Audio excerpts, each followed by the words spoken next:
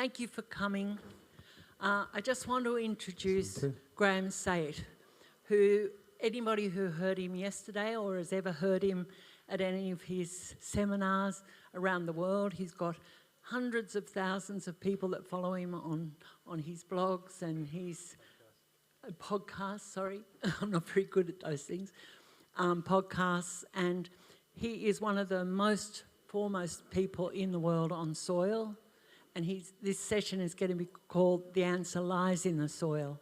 And so please stick around. I know it's going to be long, but you'll be riveted, and he's the most shiny person and informative person I've ever met. This is Graeme Sait. Thank you. Thank you, Jenny. It's a great pleasure to be here. I had a presentation yesterday that I digressed, as I so often do, and we missed half of it. So we're going to begin by the second half, because I like to build in this whole interplay, this intimate, inextricable relationship between soil health, animal health, planetary health, and human health. And so there'll be a component. I lecture doctors on nutrition, and I specialise in longevity. So there'll be a bit of a presentation, a bit of a coverage of that, which was intended for yesterday's presentation, but I'm sure you won't mind, because I've sort of picked out things I think will be of particular value. Now, some of you may have heard when I mentioned at the start of yesterday's meeting that my journey began in an unusual way, where I had a 6-year-old daughter hit by a car and in a coma for 3 months, and really horrifically injured, horrifically brain damaged, and we were told to sort of turn off the machines, or asked to turn off the machines, because there's so many people waiting to take advantage of our harvestable organs, because she was an organ donor. And we sort of hung in there, and then the machines all started beeping, and they said, this is brain death, this is what happens before brain death, this is 3 months in. And I made a kind of deal. I don't go to church or anything, but I know there's something there, and I find it in nature.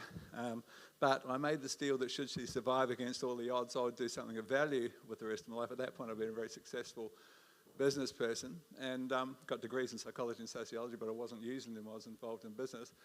But I'm not giving back, really. I just looked after my family and myself and lived a charmed life. And so I made this decision. I had this embryonic interest in the soil and how it worked, and a recognition that we are what we eat, and what we eat comes from a soil that in many cases is a shadow of what it used to be. And so I made this deal well, I didn't at that point. I just said I'd do something of value. And 20 minutes later, she came out of the coma and made headlines across the country because it was inexplicable. And I had a sleepless night, and it was literally no sleep at all, deciding what that thing of value would be. And because I'd developed this interest in the soil and had started recognising how complex and how important it was, I decided I'd develop this expertise in soil, plant, human, and I didn't realise at that point this huge link between the soil, this connection between the soil and planetary health, and I'll talk perhaps a little more about that as we move through. But when that became very, very clear, well, just briefly, the story of carbon is that there's the same carbon molecules that have ever been here. You can't make more. You can't look at your soil test and say, oh, I've gone from 2% to 3%, I made 1% organic matter. That's not possible. It's the same carbon molecules that were there since the very start of time, and they cycle. So it's a finite amount of carbon on the planet, and it cycles between 3 places. The soil is by far the largest repository, and it's there as humus or organic matter, which is the largest single storehouse, and then secondary is the carbonate forms like calcium carbonate, the mineral forms attached to carbon that hold it and store it in the soil. Then there's plants, animals, and humans, carbon-based life forms, and then it can become the gaseous form, and it cycles between those 3 places. And what we've done in 10 decades of industrial extractive agriculture is take 2/3 of our humus, which was 5% average organic matter on the planet, it's now 1.5%. And if you say, well, what does that involve? Well, that's 476 gigatons of carbon that was in the soil and is now in the atmosphere. And what have we contributed with coal-fired power station industry, 7.4 billion lungs breathing CO2 and so forth? It's 256 gigatons since 1860. So almost double has come from the soil. And the very simple recognition is that when you change the way you do it and stop losing it and start gaining organic matter and make some sometimes quite simple changes, it's actually a game changer from the bigger picture perspective, because everything you can put in the soil, you sequestered directly. You can't make new stuff. If your organic matter doubled, that came from what otherwise would have been up there in that blanket, trapping the heat and changing the world. First thing to understand is that the blanket is not some kind of poisonous substance. That blanket, predominantly of 3 greenhouse gases, if it wasn't there, we wouldn't be here. The sun passes through, warms the earth, and some of the heat moves up and is trapped beneath that blanket. It's absolutely essential. That's what creates a livable climate. But we've made that blanket a little thicker, and most people think of coal-fired power stations, and interestingly, a lot of people don't think of the second largest contributor, which of course is not of course, because most people don't know, but concrete making is the second largest contributor, because you take calcium carbonate, you burn it to create calcium oxide, which is builder's lime, to make concrete, and that's the second largest contributor. Agriculture is the third largest contributor to that blanket. Anyway, we'll talk about how you can change it, and even from a small perspective. You take your little 100 square metres, if you're a home gardener, and say, I'm going to double the organic matter, I'm going to do all the various things you can do, including compost, to change that equation. That is your contribution. If you sit there with a calculator and say, okay, I've got my 100 square metres and we've got 7.4 billion people or whatever with theirs, what is my, well, it's the most profound contribution you can personally make. It's more than turning off your lights or being aware of food miles. Not that all those things don't help, it's just that this can be the most important part of the equation. So I won't digress as I did yesterday. I missed half the presentation. We're going to carry on and continue with the presentation we missed, and then move on to this more involved second half. So we'll stop at 3 and have a little bit of a break. Perhaps I'll share some of my dubious humour for those of you who are familiar with my presentations. The 4-day course, which is now a 5-day course, we've trained 40,000 plus farmers on 4 continents, and consultants and teachers and so forth. And many times I've been told by professors in some instances that that course is a 4-year degree course in 4 days. It used to be 4 days. Well, what you're going to have is that course in 3.5 hours. So strap yourselves in. It's very often called drinking at the fire hose. But I intersperse that flood of knowledge or understanding, and no shortage of passion, I intersperse that with some humour, some of which is kind of that larrikin Aussie humour that is anything but politically correct. So somewhere along the way you'll get some of that as well. So if you're a sensitive soul, you'd better put your hands over your ears. Okay, so one of the things we talk about in our agronomy teams and all our larger scale growers who are working in this regenerative, or what I call nutrition farming space, is we like to know what we're doing so we're not driving blind. And so the simplest little tool that's utilised for that purpose anyone can get, you can buy them online for $50, is a tool called a refractometer, just to get a bit of a feel for who I'm talking to, who's familiar with this tool. So not that many of you, very few of you.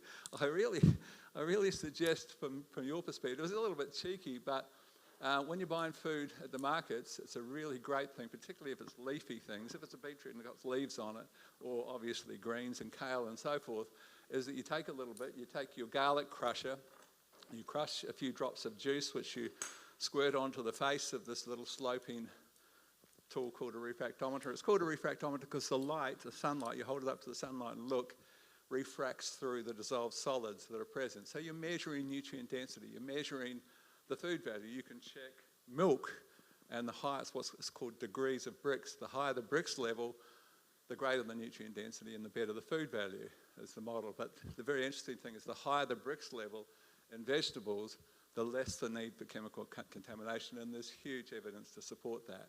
And so, you can choose who's the good growers. Sorry for the growers who are bad growers, but you can choose because you can just grab a couple of little leaves or even buy one rather than steal it and check it. And then you can say, well, that's the person I'm buying from because all of their stuff was high Brix, which means high nutrient density, better medicinal values, and of course, less need, if any need, for chemical intervention during that crop. And that's what you're seeking when you're seeking good food. So a little tool will give you that opportunity. Squeeze a little bit of juice, 3 or 4 drops of juice, hold it up to the light.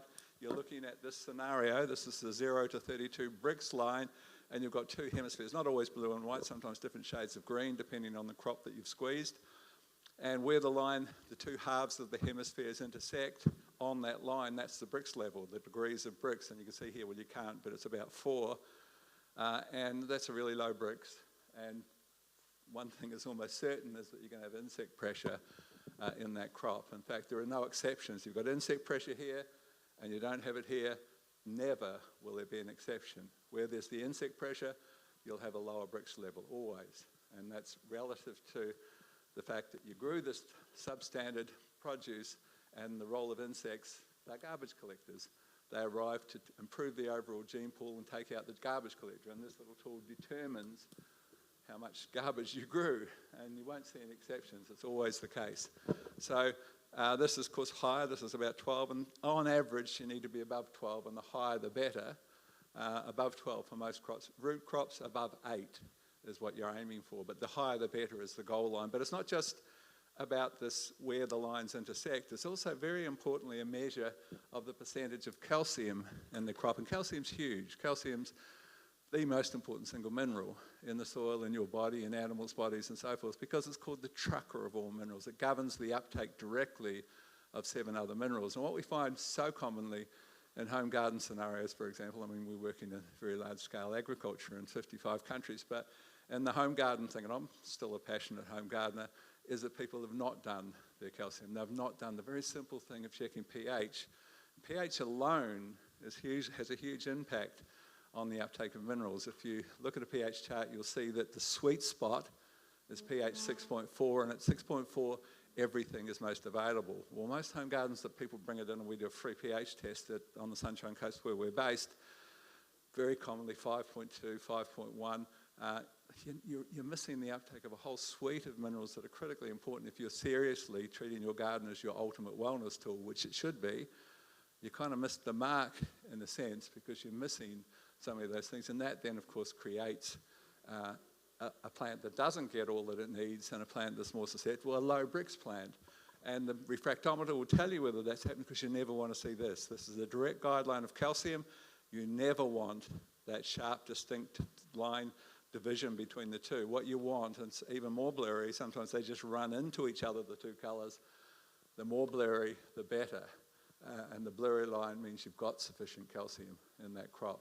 Now, we do tissue testing, very important in agriculture, because it's just, what do you want, plant? Oh, that's what you want.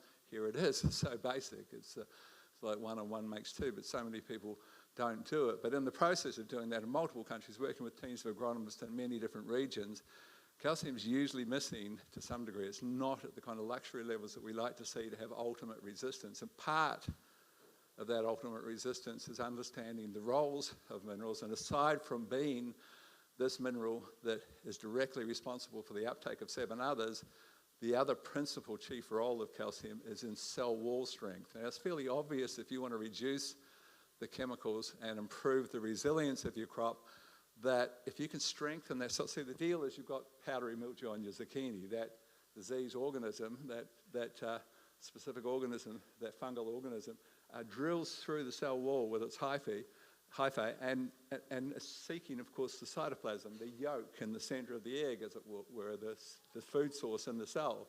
That's what everything's chasing. That's what insects are chasing. And to get there, you've got to go through a cell wall. And when you're there, you've got a food source, and your powdery mildew begins subdividing across the underneath of the leaf of the zucchini, for example, which almost always ends up with powdery mildew in the case of that crop. Now, insects, sap-sucking insects, have got to chew through that cell wall to get to that food source. And the obvious thing is, well, what's the cell wall made of? How can I strengthen it? How can I buckle the hyphae as it tries to get through? How can I wear the mandibles off? And you can, literally, wear the mandibles off the little sapsuckers. And cell wall strength is determined by 2 minerals. One of them is calcium, and most people need more than what they've got. And so we like to foliar spray calcium to give. Calcium's a terribly immobile mineral. It's the most immobile of all minerals. It's a slug. It moves very poorly and very slowly into the plant, and even more slowly around the plant and into the fruit. So a great way to counter that sluggish immobility of calcium is to just foliar spray. Foliar spraying is direct injection. It's like you hopping into a bath of Epsom salts and having 10 times more efficiency in magnesium delivery than taking magnesium through your mouth.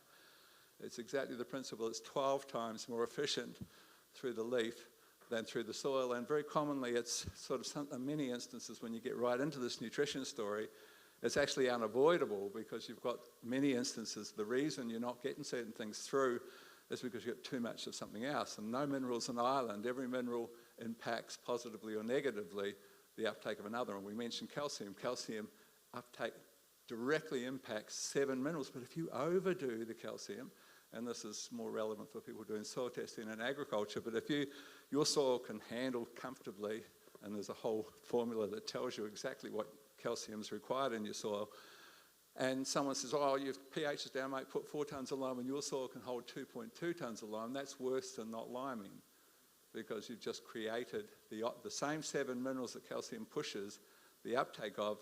It then depresses the uptake of if you do too much. So it's kind of the Goldilocks mineral that we need to get right. And of course, most home gardeners don't know that. So you just use that guideline of 6.4 being the pH that you're shooting for. That's just taking half soil and half deionized water. So you get deionized water. You can buy that blue flask Perot or whatever it's called that's just demineralized water. Half soil, half demineralized water. Stir it for 2 or 3 minutes. Wait 5 minutes. Get yourself a little pH strip from a pool shop and check the pH after 5 minutes. And 6.4 is what you're shooting for. And if you're less than that, the chief suspect will be that you need to lime. If it's a sandy soil, it may well be that you need some dolomite, which is a combination of calcium and magnesium. So the monitoring, that simple monitoring tool is wonderful in terms of giving you guidelines how well you're doing, how good a grower are you. You're managing, basically, you're trying to produce this wonderful food, and it's telling you how well you're doing, basically. So as I mentioned, the foliar concept is basically direct injection, and I think I touched upon yesterday the fact that the most common thing for home food producers is the fact that they overdo phosphate. And people who do tests, and we often do tests for home gardeners, you just see this ridiculous amount of phosphate because you put on a bit of dynamic lifter and it works, so you put more on. And as I said yesterday, it's the more on approach, and it's so common in the home garden scenario that you create this massive overdose of phosphorus, which then impacts the uptake of several other things, including a little trace mineral called zinc. And so you've got to foliar spray zinc, and people don't do any of that in home gardeners, so it's really handy to learn about that. It actually shuts down calcium, potassium, zinc, iron, and copper, so it's quite a little package just because you overdid your phosphate. So it's sort of just a case of understanding a little more about it. There are a few little tips relative to foliar spraying if you do decide to adopt that particular strategy. One of them is that your main entry point is this. It's a little mouth, thousands of them on the underside of each leaf, and they're called a stomate. And that little mouth opens, you can see it's a mouth, it opens up to 7 times its normal size. And so that's where you're aiming for. That's directly into the plant. You don't have to work your way through any kind of tissue, you're just straight in. And so the underside of the leaf is where you aim when you foliar spraying. There's a couple of other little tips. Again, I touched on one of them yesterday. The fact that stomatal opening is governed by 3 things. One of them is making sure you've got enough potassium, and the most important thing with potassium is to understand how much is sucked down from flowering onwards. Now, you're growing vegetables and you're growing marijuana or whatever you're growing, but understand that from flowering onwards, there's just a huge requirement for potassium.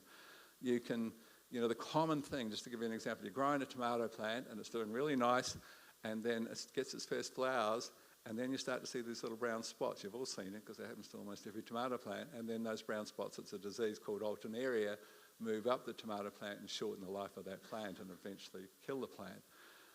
That most commonly, not always, but very, very commonly is relative to a lack of potassium. It's the drawdown that happens the moment you've got flowering, because people don't realise that that group of plants, that family, which of course includes eggplants, capsicums, tomatoes and potatoes, they are huge potassium suckers.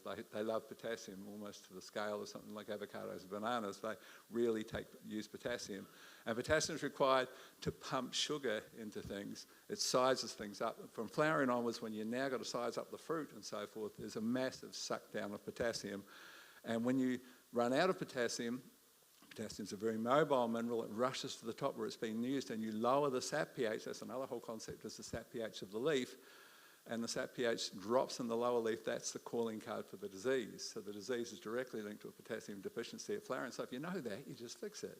You give a foliar spray, you sprinkle a bit of potassium. Even ash, wood ash, is 18% potassium, but that's when it's required. So just, it's just a few little tips that, of course, 18% in wood ash. So just a few little tips of how you can do it. So then timing, when's the best time? Well, I did touch upon the things that governs tomato opening. I mentioned potassium. having enough potassium. Of course, if you've got a deficiency and your stomate's closed, that's a huge price to pay because you can't suck in CO2, combine it with water and sunlight, and produce the building block of everything through photosynthesis called glucose. And then, of course, it doesn't stop there because the plant is pumping half of the glucose, the building block of everything, down to the roots because they need it for everything they need. And then the plant pumps 60% of the 50% it pumps to its roots, 30% of its total it pumps out into the soil, gives it away. What the hell? Why would you give away your most important substance? Because it's a deal in nature. Give and you shall receive. Yes? So you want me to stand to the right more? Okay. I don't know that I can stand much further to the right here. I'll move this a little bit. We might have to move this if it's a problem. Thank you.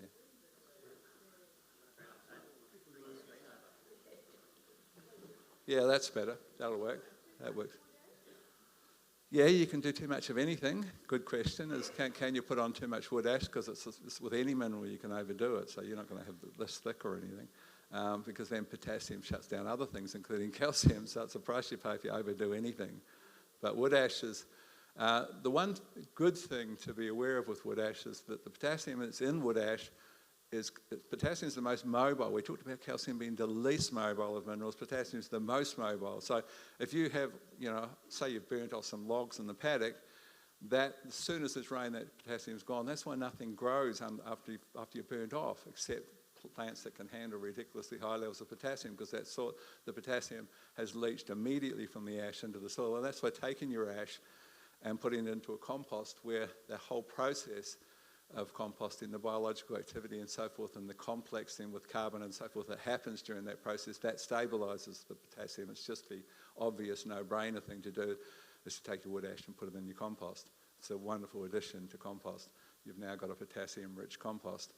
So just continuing with timing for if you are going to get into this direct injection model, this understanding that the stomates can open up to 7 times the size, and you want the mouths open when you foliar spray, so potassium has to be there, or they're not going to be opening like they should. And second is this, I talked about the findings, this finding that birdsong, the frequency of birdsong opens the stomates to their full size first thing in the morning, the early morning bird chorus. That frequency opens the stomates, and the plant's having, for obvious reasons, there's dew and there's some dust in the dew, which is minerals, and the plant has a drink and a feed first thing in the morning. So if you recognise that, then you foliar spray set in the afternoon or even at night or early in the morning, and you tie into that natural cycle to suck up super efficiently whatever you've fed the plant. So you're tying them with that story. And the third thing with stomatal opening is that they're there, of course, to suck up CO2 from the organisms and the roots who have utilised oxygen and breathed out, just like we do, and they've breathed out CO2, and there's a thing called diffusion, which means gases move from high concentration to low concentration. They can't help themselves. It's a universal law. So this gas that's accumulated from the breathing of the roots and the organisms around those roots diffuses out in the plant leaves, waiting with its little mouths, sucks it up, and that's how you grow stuff. That's combined with water and sunlight in this almost miraculous process called photosynthesis, the building block of all carbon. That's where you come from. Photosynthesis is the building block of glucose, and all carbon chemistry is based on glucose and minerals. So all of us come from that starting point. And the better we manage that process of keeping that plant green and not having blotches and pale colours and stripes and so forth, which is poor chlorophyll management. It's called chlorosis, a lack of those sugar factories, those glucose factories. That's poor management. You're managing chlorophyll. So you do need to take care of the minerals and the trace minerals that are linked to those blotches and pale colours and stripes. But the other thing, the other little trigger for stomatal opening is a sudden influx, because they're there for CO2. So a sudden influx of CO2 will open them. I'm having some of that. And if you put something living with whatever nutrition you want to put out there, and of course we're talking about compost teas or worm juice or whatever, that all those microbes, and there's millions, and there's 5 billion in a teaspoon with a good compost tea, for example, and you foliar spray them on the leaf surface, that's a sudden influx of CO2. All those organisms suck in oxygen, breathing out CO2, and the plant says, yep, and opens up. So you put nutrition. You always put the microbes behind the minerals. You put some of your compost tea with whatever nutrition you're going to put out there to get this optimum uptake. That's how that works. And of course that then, I can't help myself, but then to correlate that to human health. And the findings with supplementation are that one of the greatest strategies, you might have taken supplements forever and not seen responses, well, the strategy that can change that or help at least improve that response is to take a probiotic with your supplements, because they're putting the microbes behind the minerals. Very good studies showing a 42% increase in uptake of whatever you're taking in terms of supplementation if you take a probiotic with it. We have something I developed called BioBubble, which is our most popular, and I've got a bottle of BioBubble in the fridge, and it's rude, but it's got my name on it. I have a swig of that when I have my zinc at night to protect my prostate, for example, and that is 42% better response in that instance. So putting the microbes behind the minerals is relevant to us, to animals, to the soil, to the plant. So when we talk about foliar, I mentioned calcium being one of the most important foliars because it's so immobile, and most leaf tests you do, and of course gardeners don't do leaf tests, but I'm talking about what's happening in horticulture and agriculture. Almost everyone needs a little touch more calcium. The foliar spray, and it's just bypassing and going straight in to give that cell strength, the resilience building mineral calcium into the plant. So making your own living fertilizer, so you've got something to put something living with your nutrition. The very simple thing that we teach with worm beds is that you take these 1,000-litre shuttles, you cut the top section off them with a grinder, including the plastic. You take that which has got the lid on it, it's about this deep, and you drop it on the ground with a 1.5mm drill. You just drill holes all the top, you create a sieve essentially. Then you take that and drop it into the bottom, which correlates, of course, with the area where the tap is. So you've created a little 100-litre reservoir for the worm juice that you're going to produce. And then you put a 2x2 frame that you bolt onto the top remaining bar here, another 2x2 frame that you hinge, that joins onto this one and hinges onto the back, and then you put some iron on top, and that's your lid, and that's your worm bin. Then you take, a bale of cocoa peat for $15 from Bunnings, you put it in a wheelbarrow and fill the wheelbarrow. You think that's too much, it's not. You'll find you've got this nice wet mulch that you put into the base of that. You add your kilo of worms for $100 from a worm farmer, $120 at the moment, but that kind of price. And then you start feeding that with lawn clippings and food scraps and manure and whatever. And every 6 weeks, the worms subdivide and, of course, grow within there. And the leachate, as you're keeping them moist and so forth, ends up on that bottom. You have it set. When you set these things up, you set them up on concrete blocks so that you can get a 20-litre bucket underneath them. And that is, what's called a worm leachate, and that could be your microbes behind the minerals. Now, I did touch upon yesterday the new findings that far more effective than a leachate is an extract, and what you would do for an extract in this instance is take out some of the worm castings, hopefully without the worms. And the secret to have an area that's clear of the worms inside is to feed them a little bit of crusher dust on one side, and they migrate to that side quite quickly. They love crusher dust for a whole variety of reasons.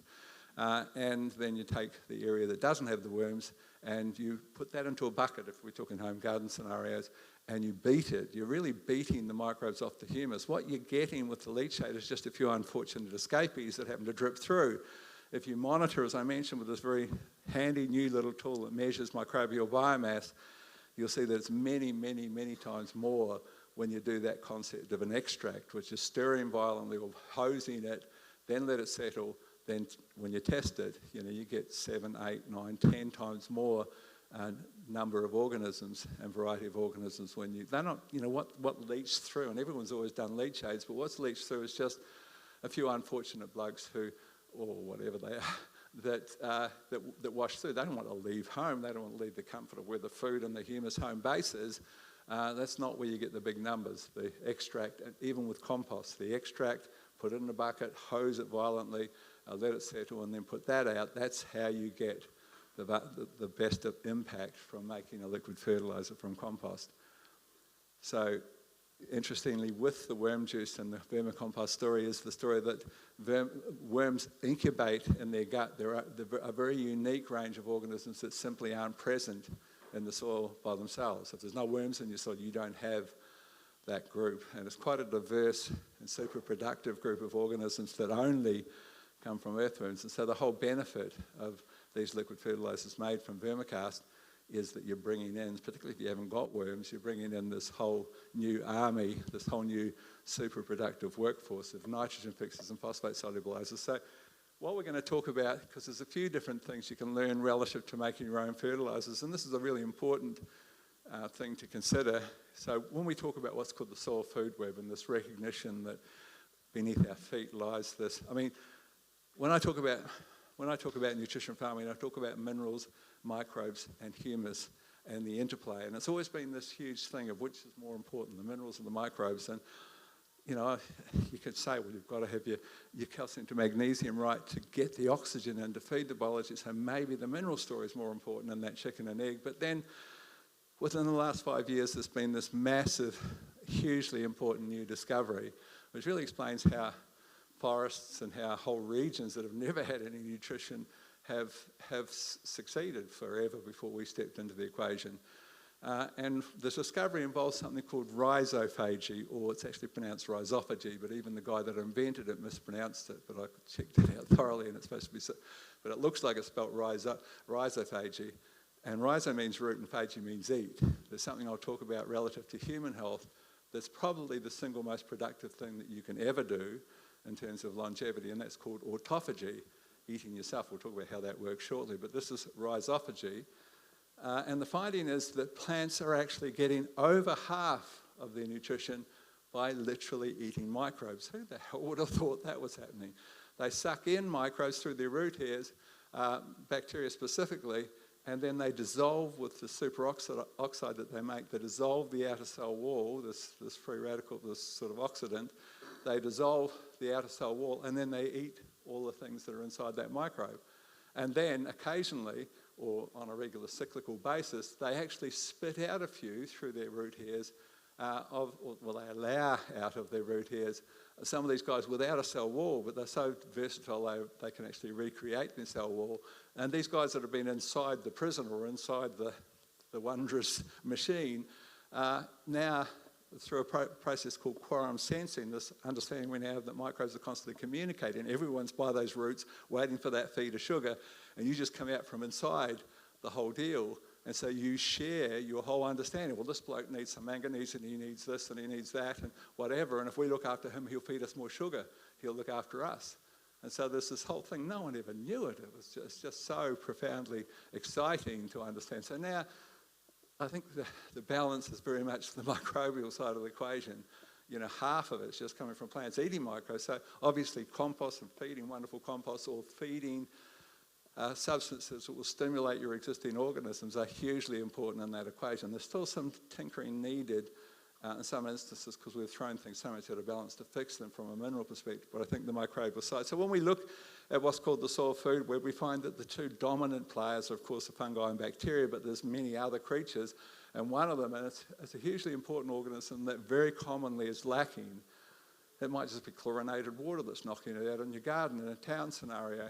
But for a variety of reasons, particularly farm chemicals, it's when you test for it, and of course you can test for it now with a variety of tests, you find that these organisms called protozoa are lacking. So a protozoa, just so you can sort of picture it, a protozoa is like a watermelon compared to a pea. When we talk about protozoa and bacteria, they're much more numerous and much smaller creatures. So bacteria are 2.5 tons of these creatures, but they're tiny. There's 500,000 of them on a pinhead, so you can think of the trillions of trillions that are present to create 2.5 tons.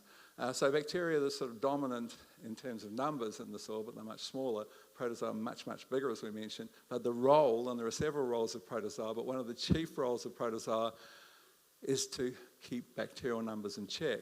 And in the process, there's this thing called the carbon to nitrogen ratio. Everyone's got one. You've got a 30-to-1 ratio. Trees are 500-to-1.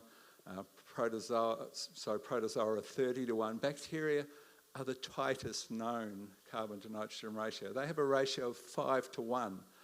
That means that 5 and 1 6 into 100 is 17% of that tiny little body is nitrogen. And that means they love nitrogen. When you put out some nitrogen, bacteria just go woof. It's a feeding frenzy. And there's a whole link between mismanagement of nitrogen and how did we lose 2/3 of our humus. And a huge part of that is mismanagement of nitrogen, because when you put out a whole heap of urea in one hit, more than what the plant requires, the figures are for every kilogram over and above what the plant requires at that time, you burn 100 kilograms of carbon that ends up in the atmosphere. And that turns out to be the biggest way, aside from opening our soils and oxidising carbon from overworking soils, the biggest way that we lost so much carbon, 2/3 of our carbon, is mismanagement of nitrogen, because the bacteria have this massive feeding frenzy. All right, I've had my carbon, now I need my carbon to balance out, and there's no carbon there. We didn't sort of, in the natural scheme of things, there's always carbon tied to nitrogen. We just put urea out, there's no carbon there, or whatever form of synthetic nitrogen that we applied.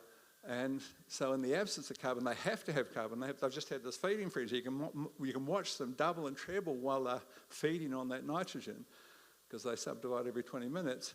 And then they've got to have carbon. So in the absence, they would never choose to eat themselves out of house and home. You're not going to eat humus. That's what you're made. That's your home base. That's your support system. It holds moisture, holds all the nutrition. That's where you live. You're not going to eat that, but if you don't, you die. So they're forced through that application of nitrogen to consume the only carbon source that's present, which is humus, which would normally never be consumed. And hence, for every kilogram over and above what the plant requires, there's 100 kilograms lost. So that's just digressing to talk and explain how that story works. Back to protozoa. So the protozoa has a 30-to-1. So you're keyed genetically, and you've just got this intuitive understanding that you've got to constantly satisfy your carbon requirements. You're a carbon-based life form. So you're going to balance your requirements, and your primary food source is bacteria.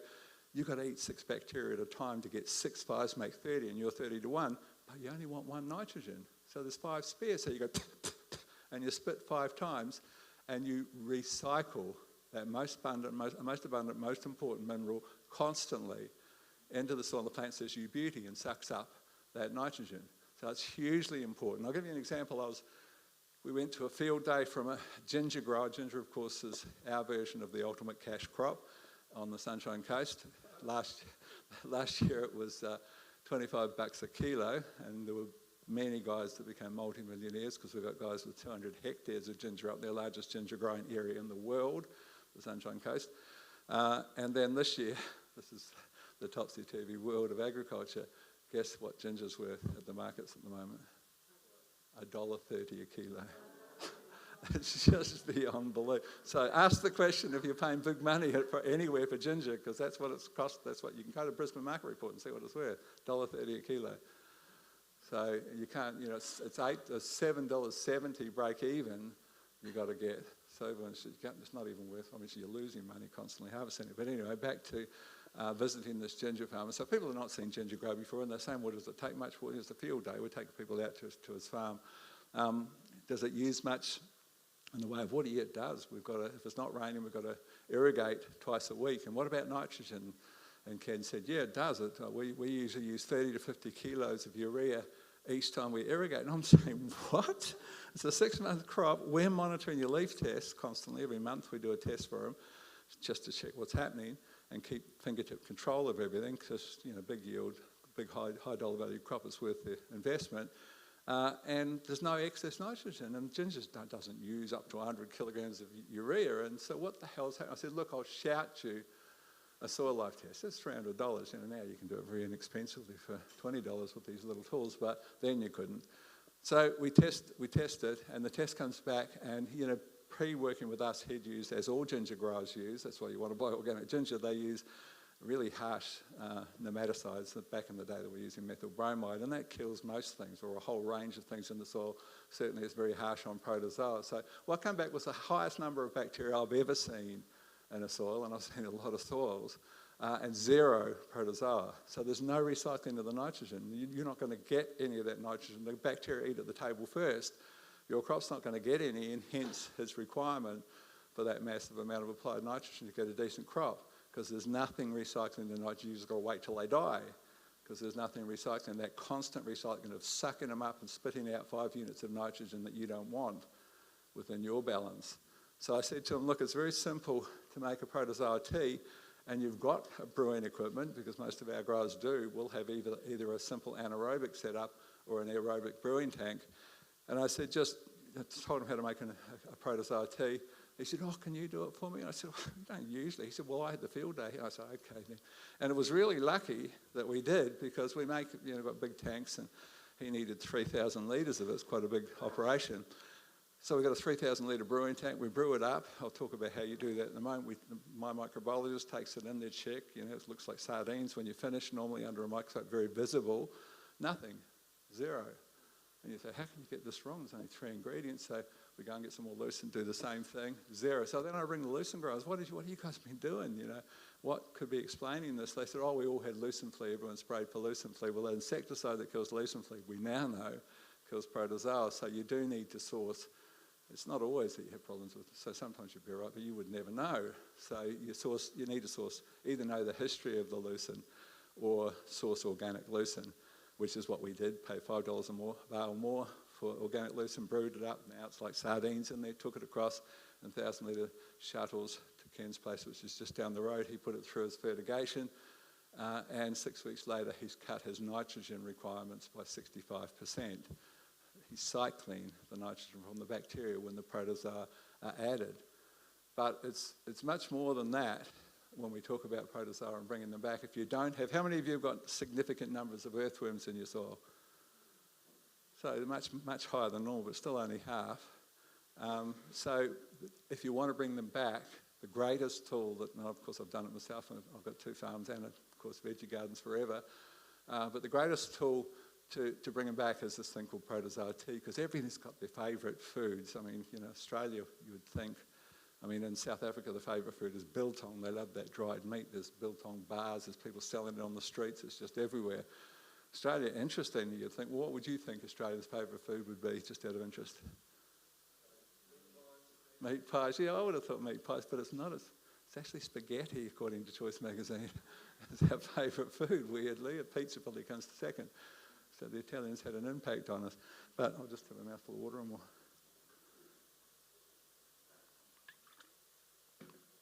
The favourite food of earthworms, and I'm talking many times above a second favourite food, is protozoa. They go crazy on protozoa.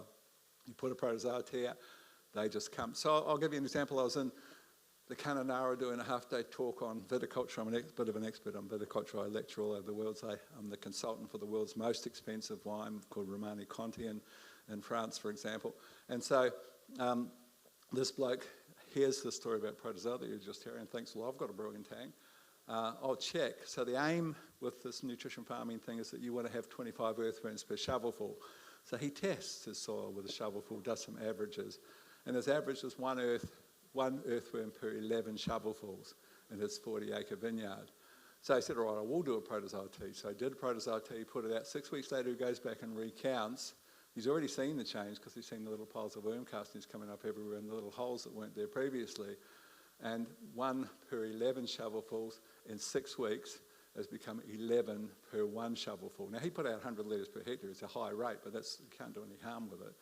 And that just brought them through, because it takes 6 weeks to subdivide, and then they're tiny little things when the new one comes out. So they're not new earthworms. They've come from wherever. The protozoa there, they will come. Put it there and they will come. I've done it myself in veggie gardens and trebled my earthworm count. So it's a really, really good strategy that anyone can do. So how do you do it? Well, basically you take your lucerne. They love lucerne protozoa, all 3 forms of them. There are 3 different types, and they're all there in very high numbers in lucerne. And obviously, because lucerne is very high protein. Lucerne is the very, very best of mulches. You can't actually get better. Lucerne is a fertilising mulch. It's rich with protein, and you will have, it's literally the best garden mulch. It's just whether you can afford it or not. But the protozoa love it as well. They love the protein, and they're present, and they subdivide in their own large numbers. And so basically you take lucerne. Ideally you want to have a bubbling rather than you can have what's called a venturi, which is sucking it through the pump, and you don't want to suck lucerne to the pump. So if you have got that kind of brewing operation, then you've got to put it in a compost tea bag first. But ideally you have a bubbling tank, which is not sucking, it's just air bubbles with lots of little air bubbles and blowing through the water. And you put the lucerne in there and you feed it. It loves liquid fish, as most things do, but liquid fish and molasses. So you feed your lucerne, liquid fish and molasses. You brew for 2 days. Most compost teas and so forth are a 1-day, 24-hour process. This is a 2-day process. And if you've got a microscope, it's very easy to see them. You'll see this dense load of protozoa that you're adding back to the soil. And so then you put them out at whatever rate you choose, but I like at least 50 litres per hectare to get a nice response. So it's simple enough. Anyone can do it. You can do it you could do it if you're home gardeners in a 20-litre bucket. And the secret with the 20-litre bucket is that you buy a fish tank aerator with 2 outlets on it, 2 air outlets, $25. And then you've got your little plastic hose that comes up each of those 2 outlets.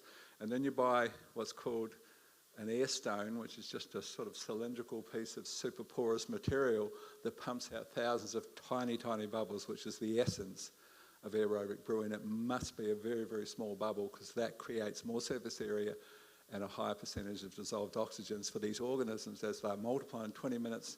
Every 20 minutes they're doubling, and they'll suffocate if you can't deliver enough dissolved oxygen. So the smaller the bubble, the better. So you need 2 of them in a 20-litre bucket. So it's fizzing away with all of these tiny bubbles.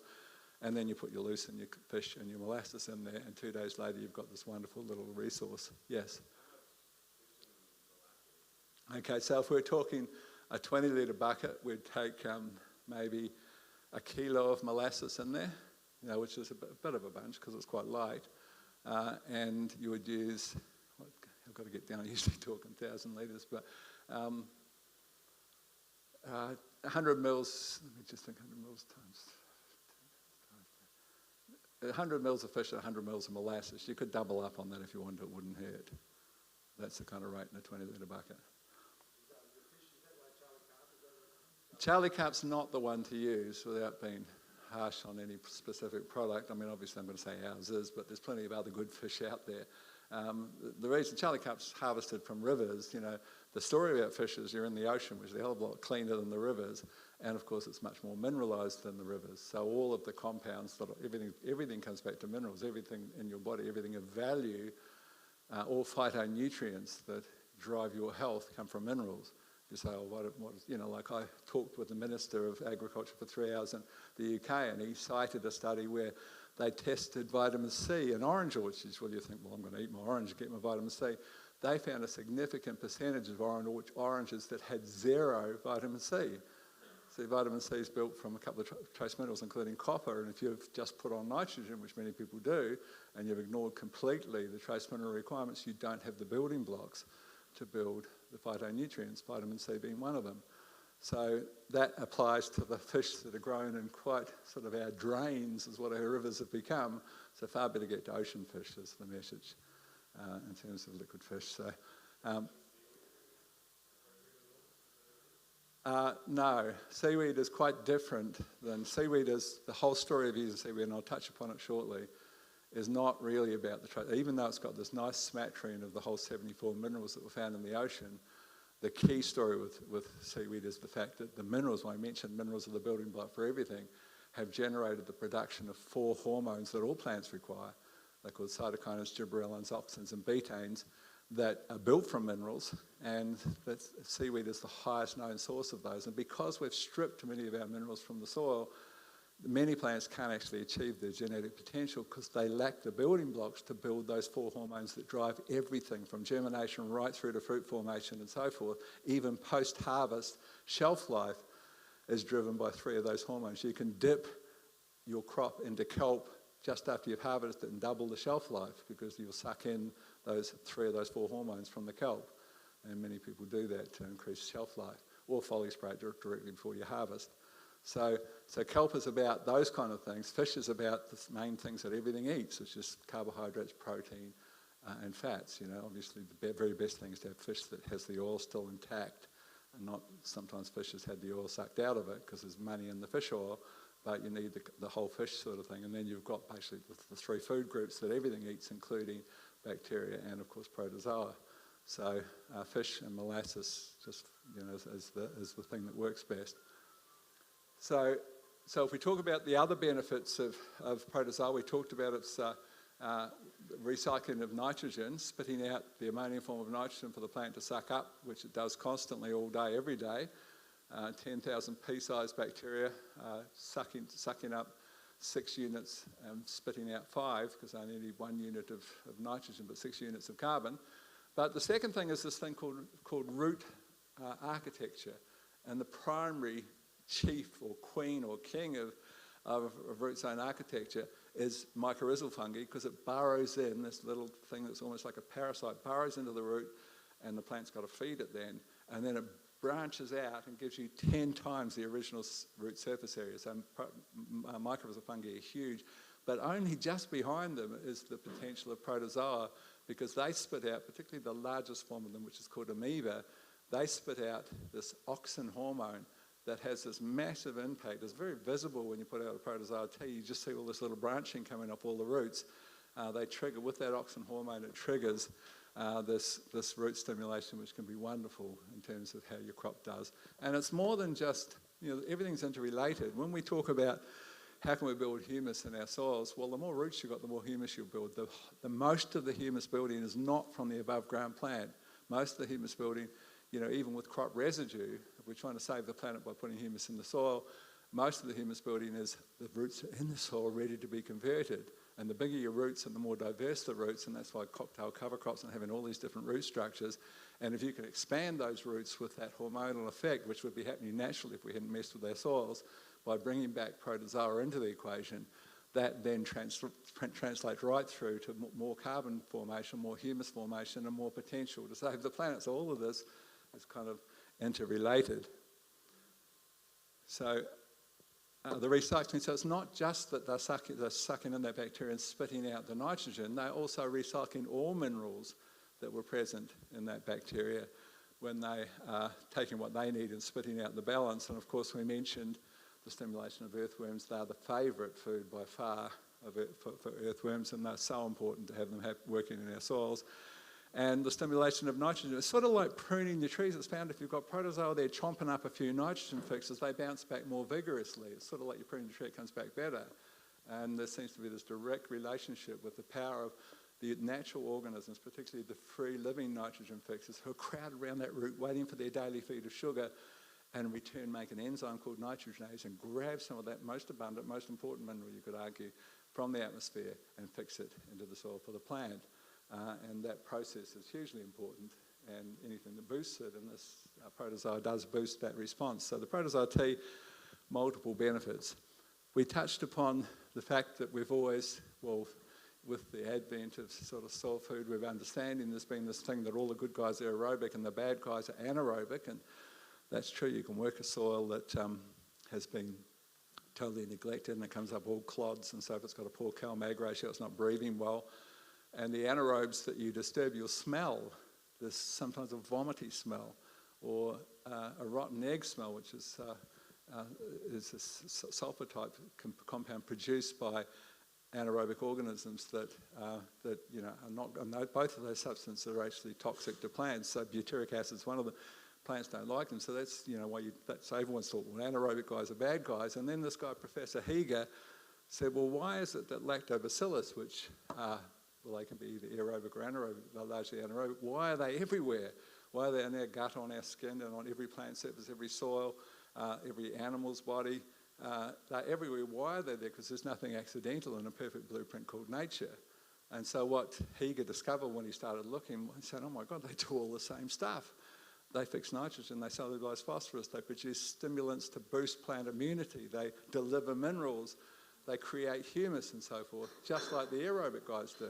And so he developed a product called EM, which is huge across Asia and remarkably ignored in much of the Western world. And I mean, there's little regional variations of it. There's a Korean version and so forth. You can make it yourself, and I teach on the podcast. How many of you listen to the podcast just out of interest?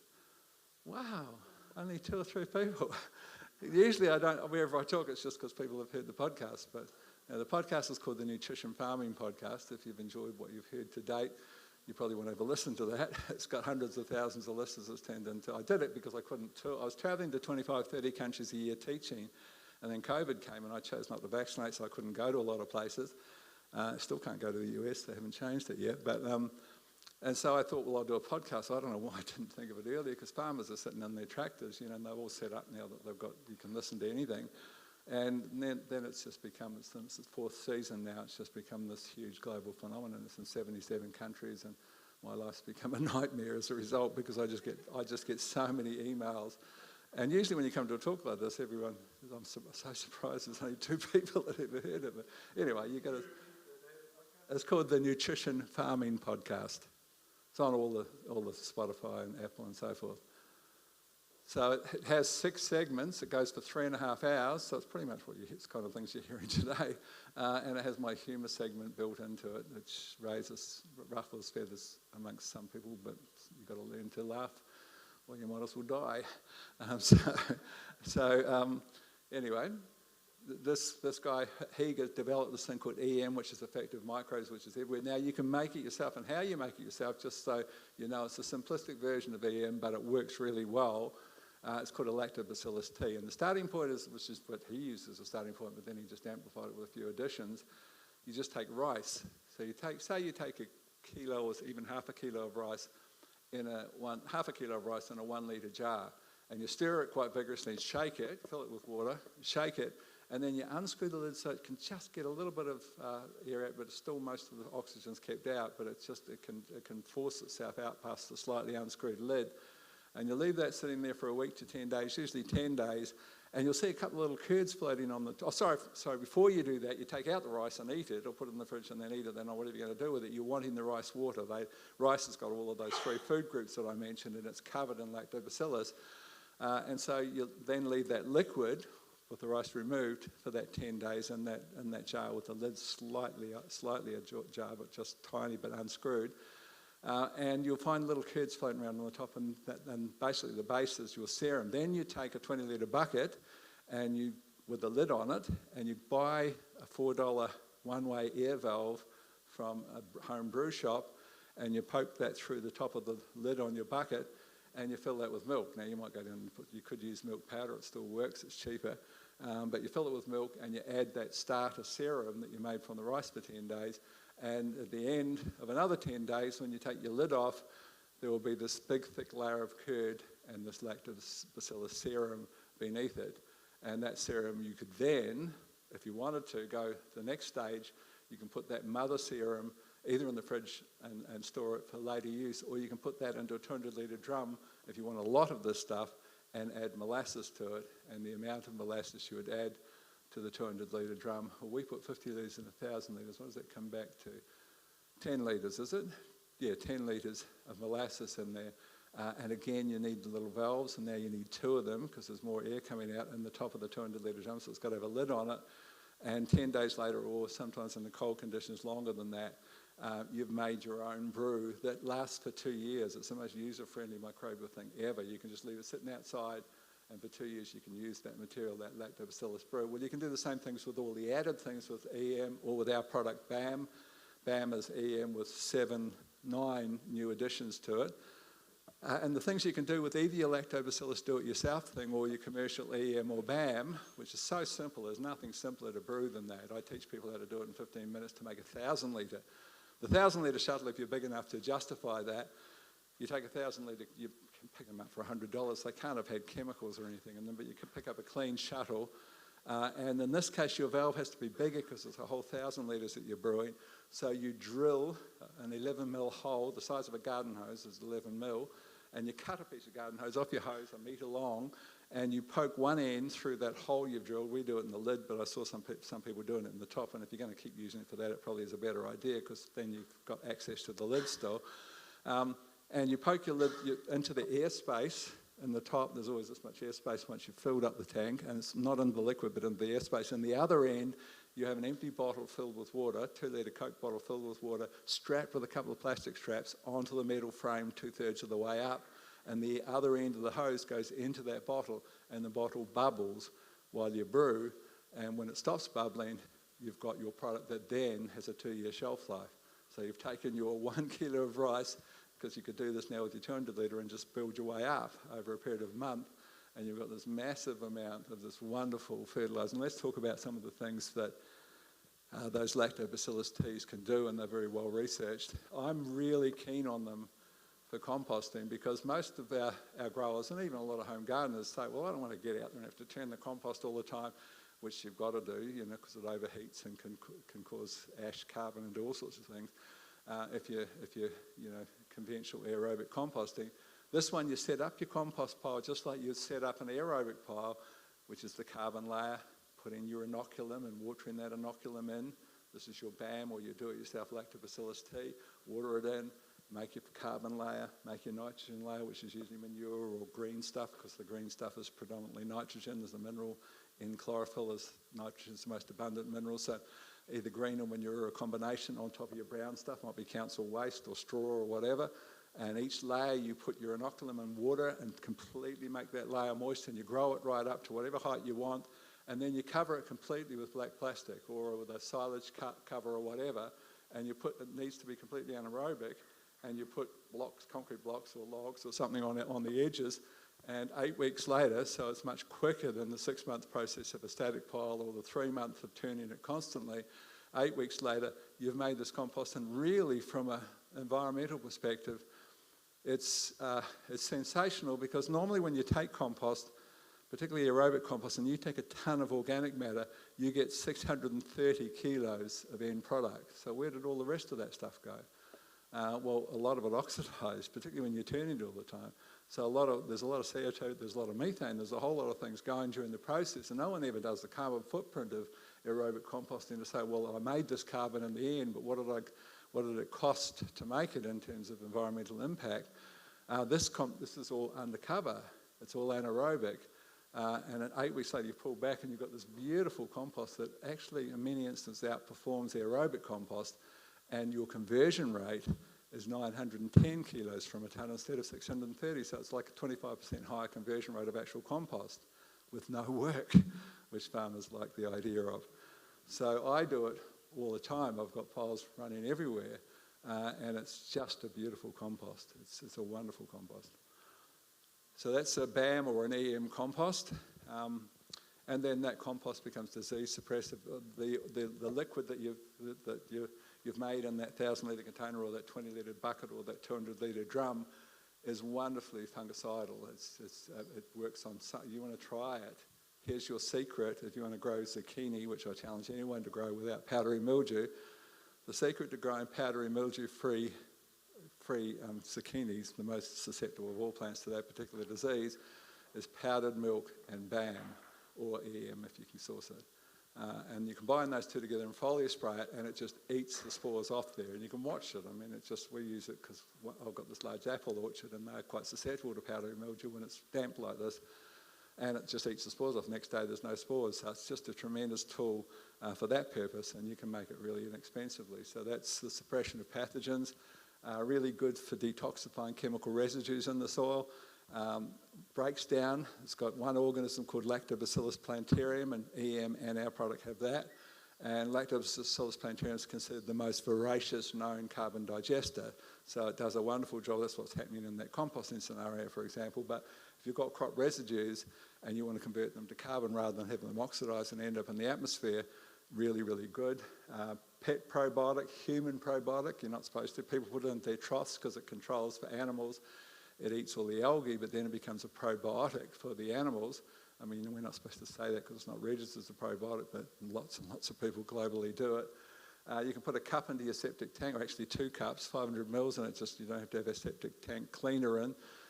I love dogs. I don't like cats, but I love dogs. But you pat some dogs and then your hand smells for an hour afterwards. You spray BAM. My daughter's got a golden retriever, and even no matter how much she washes, it always smells. Well, it used to, till I taught her the trick of spraying BAM on it, and there's no smell. Same, but you can spray it under your arms and you'll have no smell, because the smell of BO is just anaerobic organisms eating your sweat, and it eats the anaerobic organisms. This is good guys that take care of those guys that are doing that. So it can be a living deodorant. So lots of different purposes.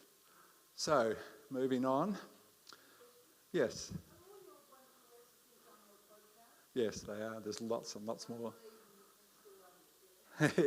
Yeah, you can get them. People have to listen quite a few times because we will have transcriptions in the new season coming up shortly, but currently there hasn't been.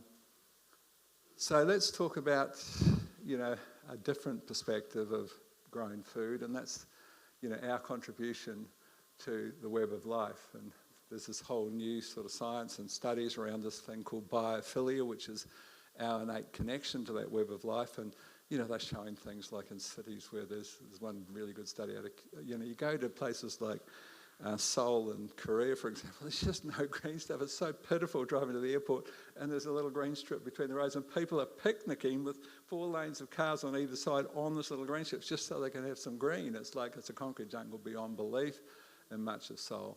But they're showing that you can put it on the end of an office block, a big rainforest image, and that measurably changes people's perspective. We have to have that. We're built to have that connection with nature. You know, like, there's no science behind it, but it's a weird scenario that the highest, you know, like farming is considered to be, you know, the clean green professions theoretically. And then the rural press, who control all the farming magazines, put out a little supplement a few years back called Farmers' Health, and they published statistics on farmers' health that no one had seen before. And it was an eye-opener beyond belief because those statistics showed us that it's not the clean green profession, that there were double the levels of most degenerative diseases. So we're talking about heart disease, you know, cancer obviously. Well, cancer was 3 times, but we're talking heart disease, stroke, and diabetes and so forth. It was double on average compared to the next closest profession, the farming profession. And then we saw things like depression. We saw cancer 3 times. We saw depression at 3 times higher. And we saw suicide at 4 times higher than the next closest profession, which interestingly was dentists, and that's related to mercury, which goes to your brain and makes you depressed.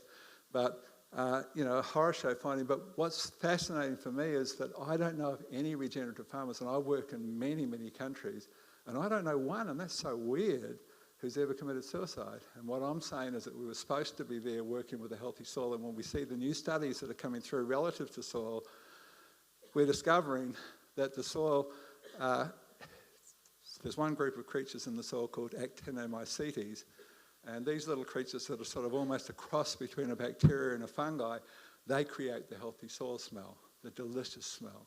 If I think of the nicest smells on the planet, I think of a baby's head, that delicious smell when you cuddle a baby, and that's intentional. The baby, not intentional, but basically you've got this baby that's born with a completely 0 organisms in its skin or in its digestive tract, and it has this lovely smell, so everyone will cuddle it. That's why there's a familial link to your microbiome, because your family all cuddle the little baby and you transferred your particular microbiome, and of course you're suckling from the nipple and things, and you gradually build a system.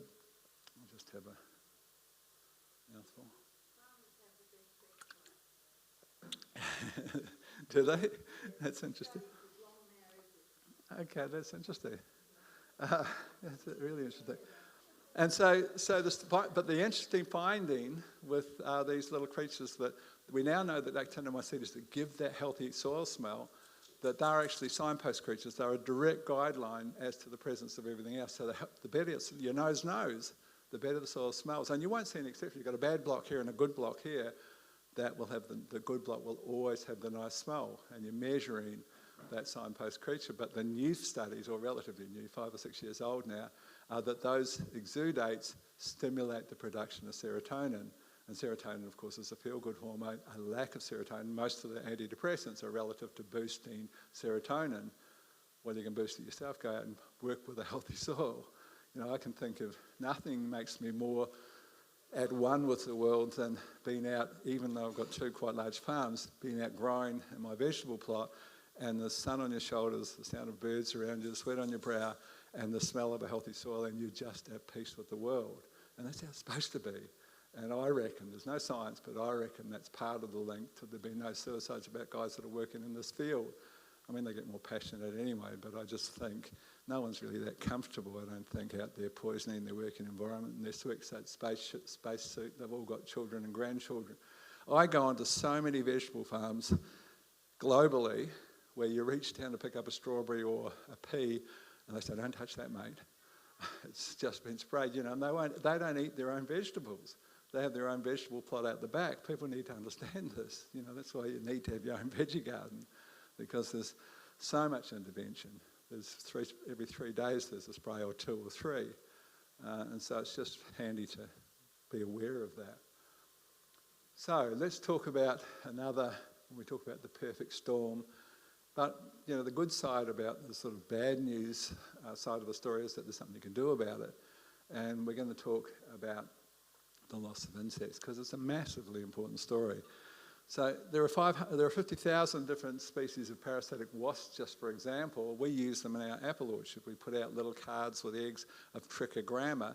Then we make sure that we plant Asylum, the little white flowers, in the interrows, because those flowers then have a pollen source. They love Asylum, so they can proliferate and do their job in terms of managing codling moth in the apple orchard. So generalist, Trichogramma is a generalist. There's 200 different moth larvae that it will lay its eggs that will parasitise and kill that larvae. Lacewings, for example, are called the aphid line, but they control much more than aphids. The larva is the predator in this case. It feeds upon soft-bodied insects. Mites, scale, mealybugs, thrips, whitefly, psyllids, leafhopper, and small caterpillars. You can see them going to work here, gobbling up that poor old caterpillar with quite a load on his back.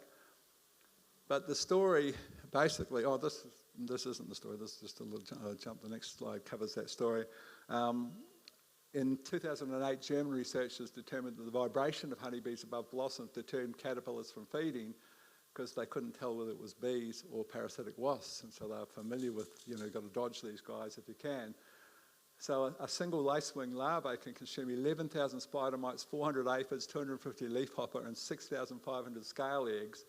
And spiders, when I bought my apple orchard, it had a conventional background, so we have a whole process called a flush that you can clean out any residues and bring back the soil. But the insects that are in there, the spider webs, is just everywhere. And spiders can number up to 500,000 per acre, and they're trapping insects constantly, so they're serving a good role. But the sad part, or the scary part, is the story from just last year, I think the end of the year before, where this research that was 27 years in the making, and it didn't involve agricultural plots, it was in Germany, it involved reserves and parks and so forth, so we don't even know what it's like, but we can assume it's probably worse. But they've been monitoring with master students and some consumers, some people involved in it as well, for all those years flying insects, and they found a 75% reduction in the total number of flying insects in that 27-year span. And when I heard the Australian scientist share that research when it first came out a couple of years ago, he burst into tears in recognition of how significant that was, because insects are the basis of everything. They're the most dominant life form. They're the basis of the food chain of everything. And we really, really got to be aware of this problem. I mean, the very simple thing, I drive from the Sunshine Coast, where I have a subtropical farm growing things like ginger and turmeric and limes and dragon fruit and veggies and so forth, to my cold climate farm at Stanthorpe. I drive up there every weekend. And I could have done that 10 years ago, and I would have had to use my windscreen wipers to clean off the bugs. I never have to use them. That's an example of what's happening with insects. The splat factor is not there. That would look like this just a decade ago. There's 1 or 2 splats on a windscreen in a 4-hour drive. You're driving through Gatton and all the food-producing regions. Part of that story is the incredible insect killing capacity of the neonicotinoids, which have taken over from DDT and are probably more efficient, to be honest, than what DDT was, but horrific side effects in terms of what they're doing. And, just digressing to human health again, I got approached by the people who make Frontline. Amongst the neonics, the most toxic is called fipronil. And what you're pouring down your dog's back to control fleas and ticks for a month, if you're using that pour down thing called Frontline, and many people do, I won't ask who does, but most of you do, that's fipronil 500 times more concentrated. It's the most concentrated form of fipronil. So it goes, you sort of, the indication of the fact that we've got a fairly bankrupt symptom treating system. If we look, for example, at, say, veterinary science, well, we look at dogs. Dogs in 1900 lived on average to 18. We know they can live, there's a dog in here somewhere, we know they can live for 23 because dogs have lived to 23. Maybe not some of the new crossbred poodles, but dogs can live to 23. And 18 was their average age in 1900. Last year, guess how long dogs live for on average in Australia? 8. We're looking down to 8 as the average length of a dog's life.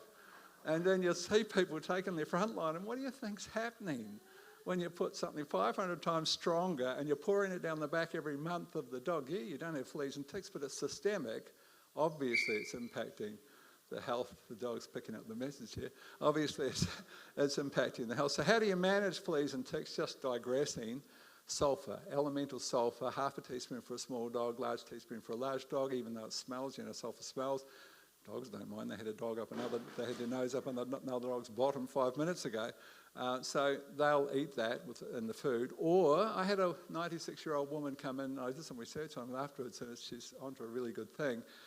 Not cheap, but not that expensive. She came in, she'd had 6 dogs in her lifetime, this 96-year-old woman. She came in the shop, she was talking to one of my agronomists, and he shared it, and never had a flea or tick. 6 dogs, never a flea or tick. And her secret, 1 egg and a tablespoon of coconut oil.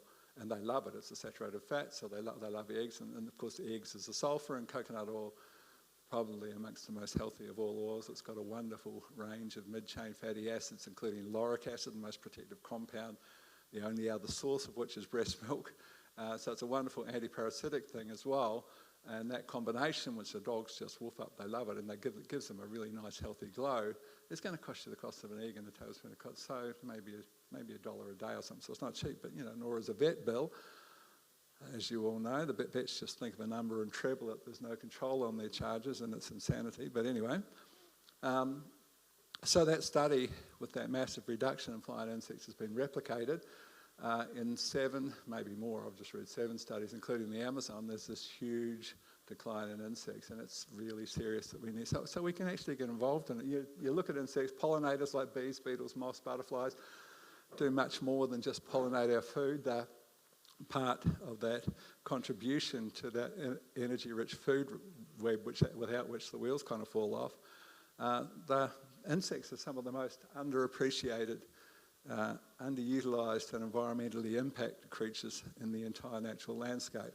So sort of things that you can do. You can set up snags, you can set up nesting boxes, you can set up things called stem bundles, which is very easy to do to attract beneficials. When I'm working in England, I've managed to start this movement where you plant all of your hedgerows and all of the borders around your fields and agriculture with flowers.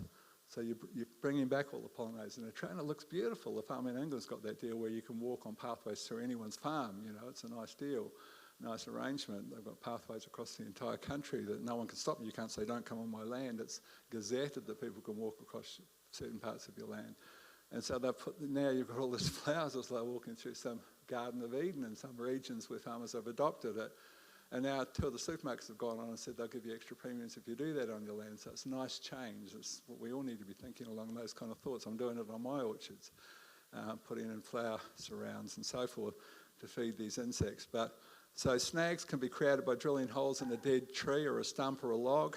The hole diameter should be between 2.5 and 10 mils, holes less than 6.5 mils, and about 3, maybe 4 inches deep. And basically, you don't make a tunnel when you create a snag. There's got to have an end to it that they can house and live within, because otherwise they've got predator pressure coming in from the tunnel scenario. So you make sure that it's not a tunnel. Stem bundle is really easy. It's the best thing to do with it is with bamboo. And you just cut your bamboo lengths after a node so that you've got the back wall to avoid the tunnel thing. And you just grab a bundle of them like so, string them together with a wire or tape, and position them to the east facing the morning sun is how you position them. And you just hang them in trees everywhere. And everything comes and lives in those little homes that you set up. So it's things that all of us can do to be sort of a bit more active. So we'll continue now talking a little bit about human health, and then we'll have a little bit of a break. So as I did touch upon, I think yesterday, we've thought of ourselves as basically this community of 10 trillion cells, this sack of cells walking around, and the cells all communicate with each other thousands of times a second, and all cells can do everything, but they specialise and do their own jobs and so forth, and communicate constantly as to how and why they work. And that's how we thought of ourselves. That's our physical body. And then, of course, we've got a soul that's a different thing. But now we've got this changed perspective with the study of the human microbiome, which has been some of the biggest areas of study of anything in the last 5 to 10 years. And we now understand that our tube that runs between our mouth and our anus, our 30-foot tube called a digestive tract, houses 100 trillion. There's actually 100 trillion versus 10 trillion. There's 10 times more of them than there is of us, or of our smaller cells. But And our skin, 6 billion per square centimetre organisms living on your skin. You kill them, you die. You hop in a bath of Dettol for 6 days, you're dead. You killed your protective biofilm. We are a synergistic organism involving us and them, but together we create a human being. And so it's a whole different perspective. So an understanding of the importance of that life within, and just a reverence for that life within, is hugely important for every aspect of your health. 85% of your immune system is there in the gut, based in the gut, learning from those organisms. So immune competency is very much linked to the competency and the vibrance of those organisms. So simple little things, as I said, I can walk behind you in a supermarket and predict the health of your family based on how much processed food is present in that. And that, food wasn't supposed to last for 2 years in the supermarket. Food lasts for a week unless you freeze it or ferment it or dry it. It lasts for a week. So how could you put these things like cornflakes on the shelf for 2 years? You add a food-grade stabiliser. So you add commonly something like sodium benzoate. And a food-grade stabiliser sounds innocuous, but what does it do? Well, it kills single-cell spoilage organisms, so the food lasts for 2 years. But why would you think when you've got a gut full of single-celled organisms and your child's shoveling back the cornflakes that it's stopping working at that point? And of course it's not. It's second only to antibiotics in terms of its impact upon that life within and the subsequent impact upon your health and resilience. So the more processed food you eat, the unhealthier you're going to be, and it's just par for the course. It literally is. You can walk behind someone and say, oh my God, and but anyway, you don't, but you think those things. And you wish you wish they understood a little better about how it works. So fermenting food is part of the story of the longest living people. If we look at the Huns, the Georgians, the Koreans, who are the longest living Asians, a huge part of that longevity, a big part of that longevity equation, is the consumption of lacto fermented foods on a daily basis. In my 5-day course, I teach you in 15 minutes how to make 6 months of what I call a rainbow sauerkraut. Now, what's that about? It's one of the things that I teach is this concept, very simple maxim when you're eating, and you try and do it with every meal. And that simple maxim is make every plate a rainbow. I call that defensive eating. Now, what's that about? The most powerful group of antioxidants, benefits for us, are actual plant antioxidants. How does a plant stand there? There's a question for you to contemplate. How does the plant stand there from 5 in the morning to 5 in the night in pure UV radiation where every other carbon-based life form is impacted? You get free radical damage from UV radiation. How does a plant protect itself from UV? It's there all day in that. Well, it produces pigments that are massively protective. And the more intense the colour of that pigment, the more powerful the antioxidant impact. So the plant does it for itself to protect itself. But of course, it turns out that those are the most powerful of all antioxidants for humans, and each of them are different. So there's things like anthocyanins found in blueberries. There's chlorophyll found in all green things. There's things like sulforaphane. There's all these different compounds. Well, sulforaphane's not really a pigment, but the whole spectrum. There's carotenes, the various types of carotenes. There's lutein found in kale in very high rates. Lipocene found, of course, in tomatoes, the red pigment. And so basically they're all different. Some are water soluble, some are fat soluble. They do quite different things. And the more of them you can have in your diet, the greater the protective effect. So it just becomes... So what I teach for this, the finding with fermented foods, and there's quite good research behind it, so that everything that's in there is 5 times more available once it's gone through the microbe's body and been fermented. So suddenly you look at James Cook when he travelled to Australia in that so-called journey of discovery. There were some people here who discovered it a little earlier, but anyway, he took 22 barrels of sauerkraut, and two and a bit years later they ate the last of those barrels and it was still good. And it was the first, well, it wasn't because the Chinese were out their way before, but it was the first modern journey of discovery with zero scurvy. And cabbage doesn't have high levels of vitamin C, but you magnified 5-fold by fermenting it. So sauerkraut or the fermented foods, in the case of like kimchi, but there are multiple types, including things like kefir or kefir, however you want to pronounce it, actually quite a lot more profound than yogurt in terms of its probiotic impact, in terms of making sure that you've got that probiotic. But so in the sauerkraut, I want all the colours in there, and then fermented, and all of those benefits are fivefold magnified. And I teach in 15 minutes how you can make a bucket full of the stuff that will last you for the next 6 or 8 months. It's not difficult to make fermented food, but just talking about simple things like kefir, or of course you know about scobies, this rather ancient technique of using that jellyfish-like creature as the mother to build the fermented kombucha-type drinks. But kefir is really, I mean, I had a mother that was really good, and someone was staying while I was touring in Europe, and they thought it was rotten milk and threw it out. And I have these human health talks before Christmas. Sometimes it's just as a gift. We put it out and they sell out. Well, there's no cost for them, they're free, but they book out within 10 minutes, and then we have to sometimes do 2 or 3 of them just before Christmas. It's just keeping people up with the latest things they can do for their own health and happiness and longevity. And Isabel Shippard came to one of them, and Isabel, of course, is the author of, or was, she's no longer with us, but she's the author of How I Can Use Herbs in My Everyday Life, which has been republished 7 times, wonderful work. And I said, has anyone got a mother? And Isabel said, yeah, I've got one, I'll bring it to next time, because it was a 2-part talk.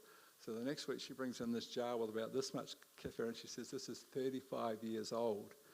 I take that jar, it's a 1 litre jar, it's got this little bit on the bottom, I top it to the top.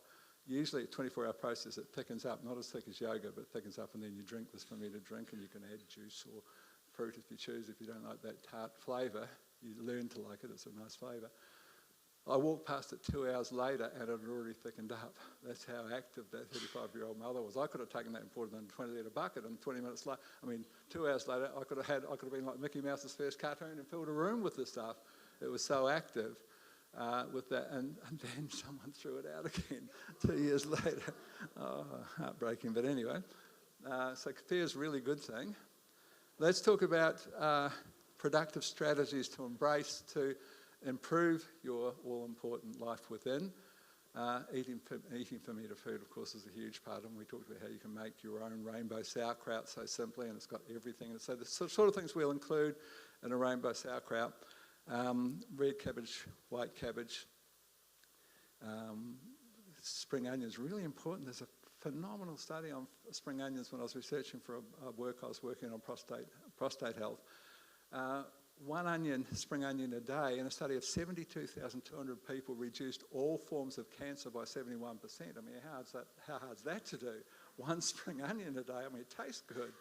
It's really easy to do. So it's a wonderfully protective member of that family. Of course, garlic being the other hugely important member of that family. But so you're going to chop up your spring onions. Now, partially, we put things like garlic and ginger and a little bit of chili and so forth in there as well. Ginger being this wonderful multi-dimensional anti-inflammatory herb. Garlic being mind-boggling. Garlic is just insane. If you can get your hands on a good pickled fermented garlic, where you can eat 4 or 5 in a snack sort of thing, because the pickling process takes away some of the negative responses if you eat more than 2 cloves. But garlic basically, I'm digressing, but what the hell.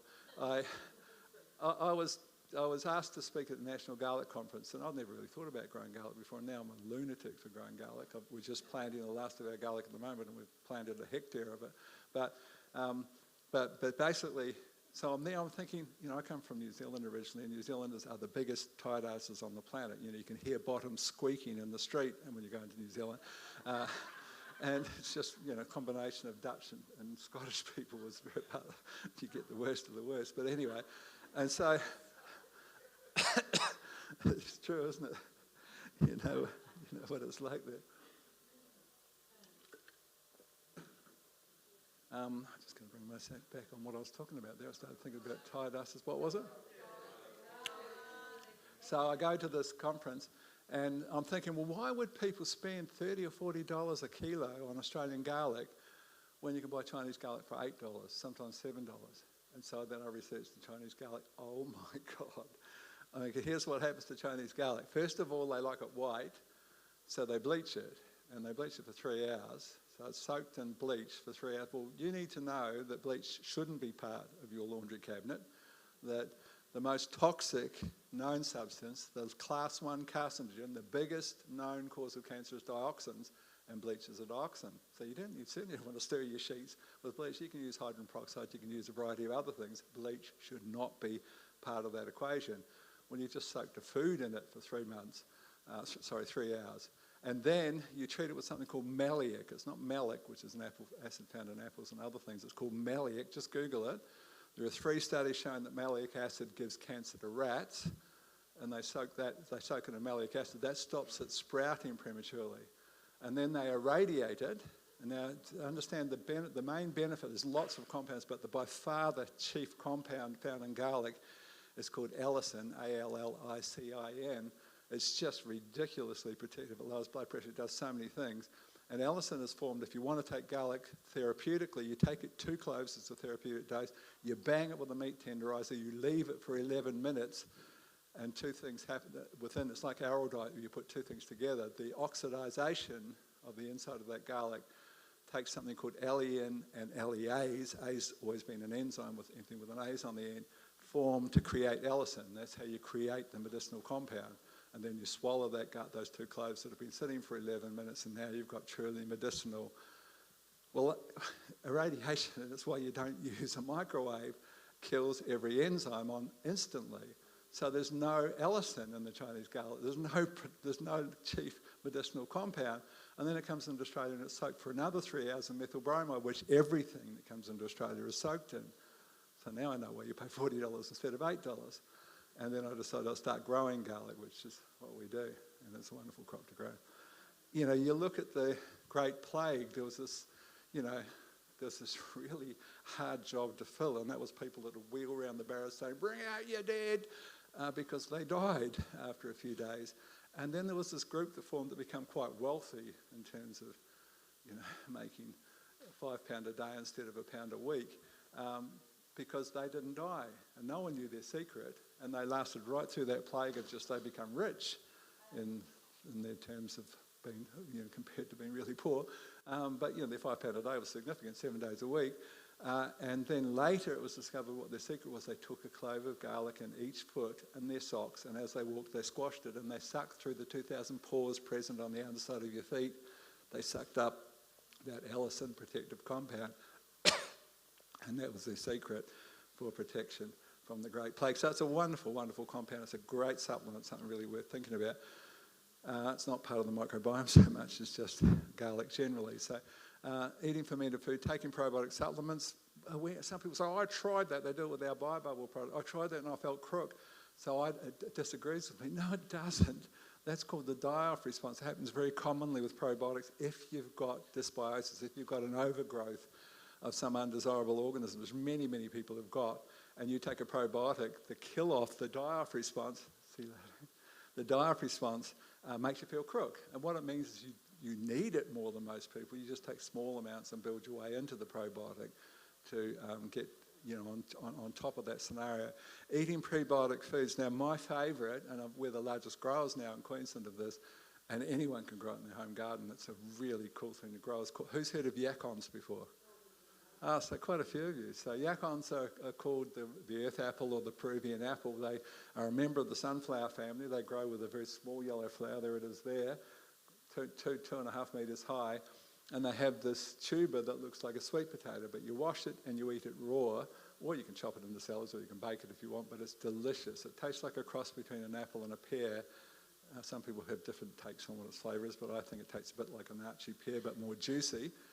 And its claim to fame, aside from having this ridiculous range of antioxidants and protective compounds in it, I mean, it's got things like resveratrol at really high levels and so forth, but it's the highest known source of prebiotic food. So the 2 most researched prebiotics are called inulin and fructooligosaccharides, and the queen of prebiotic foods has always been the Jerusalem artichoke. And this is double the levels of Jerusalem artichoke. So it's just a wonderful prebiotic food that you can build into your diet. And so we dry it, which means it takes 12 kilos to make 1 kilo of freeze-dried powder called Yacon Max, and that sort of has magnified all those effects. It's also called the diet potato because it has a substance in it that shuts down something called ghrelin, which is the hunger hormone. And if you take a teaspoon, heaped teaspoon, 20 minutes before a meal, you'll eat half as much for that meal. So it's got some great weight loss potential from that perspective. So eating prebiotic foods, really good. Getting dirty in the garden. So one of the findings about working in the soil and even eating stuff that's still got a bit of dirt on it, as long as that soil comes from your soil without something with chemicals on it, is the simple fact that we now know that, so the Germans during the war were working in the Middle East, and they died, like they had much higher deaths in that region than they did from the war, from people dying from this dysentery that they just couldn't control. You just dehydrated and died. It was horrific, and they noticed that the Arabs working there didn't have it, and then they noticed that they'd pick up, the natives would pick up a little bit of dry camel dung each day and just swallow it.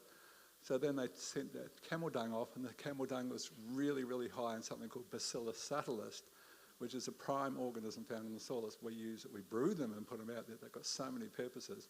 Wonderful, wonderful creature. And so basically when you're working and get dirty in the soil, it's now a whole form of probiotic supplementation called spore biotics, is to take Bacillus subtilis. You can get it yourself from eating a bit of dirt on your carrot, but take Bacillus subtilis as a form, and it's really, really protective. There's even claims that it affects autism beneficially, but anyway. Get dirty in the garden for that reason. It's a powerful probiotic organism.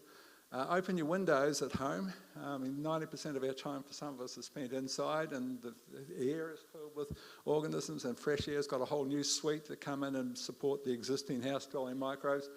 Wash your dishes instead of putting them in a dishwasher. I always do that. We've got dishwashers in both farmhouses. I've got 2 farms. Yeah, just wash it. It's fun. You sit there and have a chat, wash your dishes. Yeah. It is so simple, isn't it? Yeah, it is. And the point is that you've actually you're actually training your organ, because there's some organisms still on. You didn't kill them, you didn't sterilise them. And that then trains and strengthens your own immune system, your own gut, which your immune system's learning from. So it's a really good idea to wash your own dishes. And of course, take a probiotic. What things do we avoid? What's killed this wonderful life within? Antibiotics are really, really harsh. Antibiotics are indiscriminate. I had a professor in probiotics speak at one of my health conferences a couple of years back, and he said the new research is that you need to take probiotics for 6 months just to get back where you started from after a single dose of antibiotics. Now, how many have ever done that? No one. No one knew, that it was that harsh. I work and speak at the conferences sometimes for a group called the ACNEM group, which I really recommend that you look at. This is the Australian College of Nutritional and Environmental Medicine. There's Professor Ian Brighthope was the founder of that organisation. He said, well, we did half an hour and a 7-year degree on nutrition, and most things are linked to nutrition. You need to bring yourself up to speed. So I brought this organisation. 1,800 doctors are trained in that other side that they never got, which is how you cure things rather than treat symptoms with drugs. And they become very passionate doctors, and usually got to wait to get into them. But you can go online, it's ACNEM in capital letters, and you can find where the nearest ACNEM doctor to you is, and they are really good doctors. But they hate antibiotics. They know how destructive they are, and it's absolutely last resort. This insane prescribing of antibiotics is so horrific to our life within. Chlorinated and fluoride.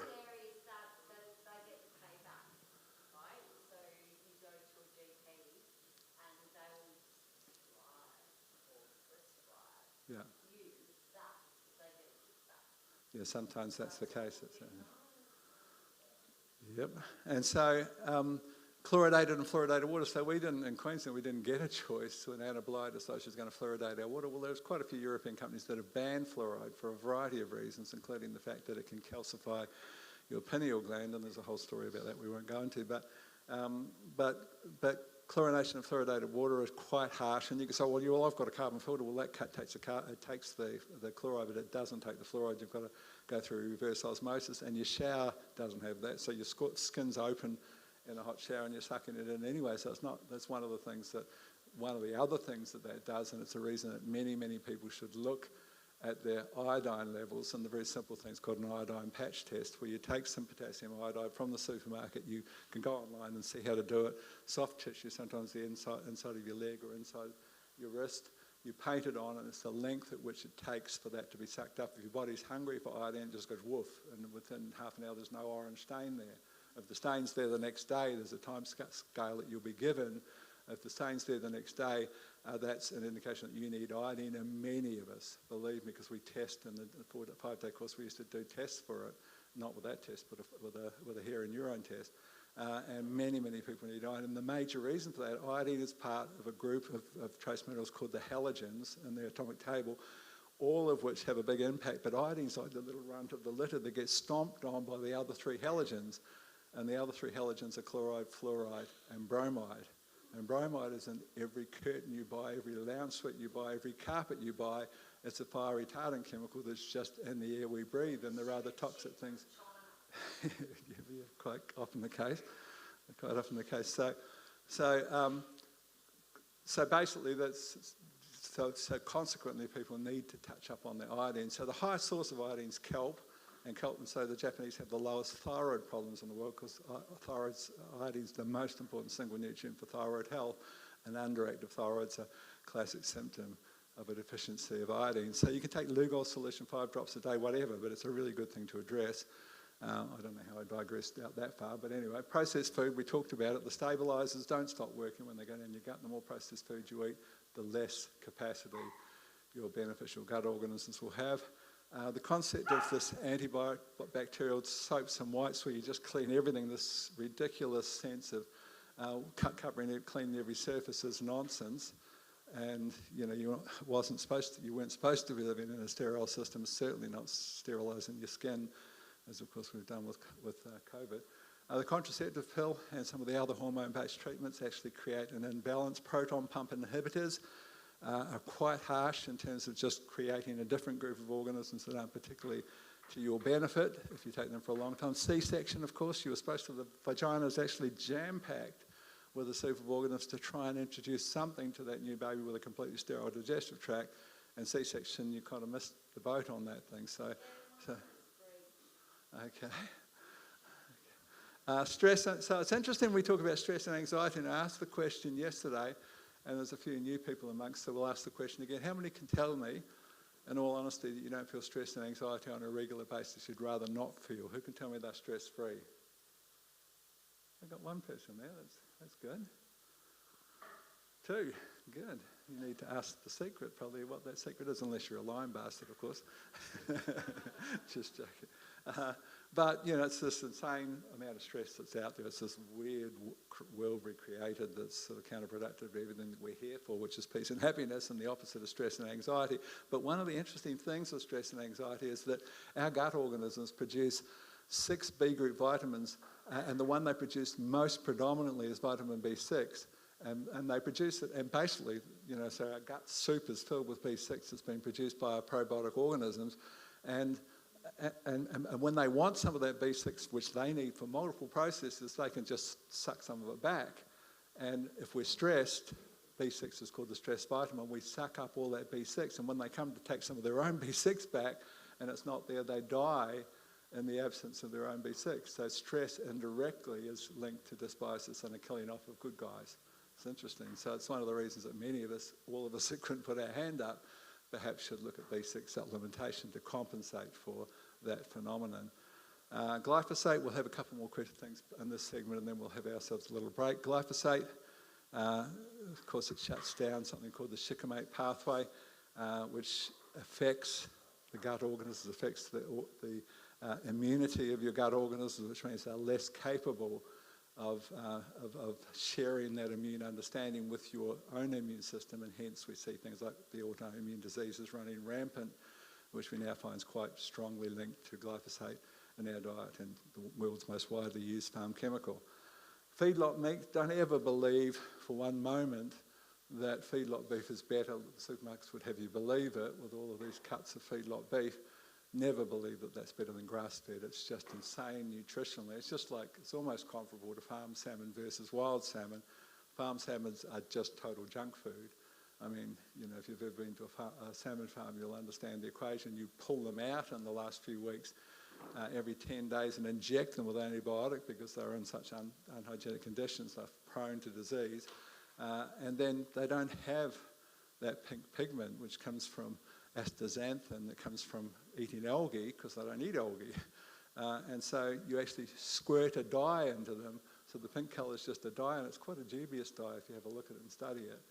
So there's a whole series of things. I mean, omega-3 is the reason you eat them. Well, they're not eating omega-3 foods. You're actually feeding them, in some instances, GM soy flour as a protein source. So Roundup Ready soy flour is used in fish farming. So the farm salmon are just total garbage, as are our feedlot beef. I mean, if we look at cow's meat, and I know the vegans will disagree, but it is actually quite a healthy meat in moderation. and so I mean, there's a long chain fatty acid that if you have too much of it, it's called palmitic acid, can be a problem. Yeah, that's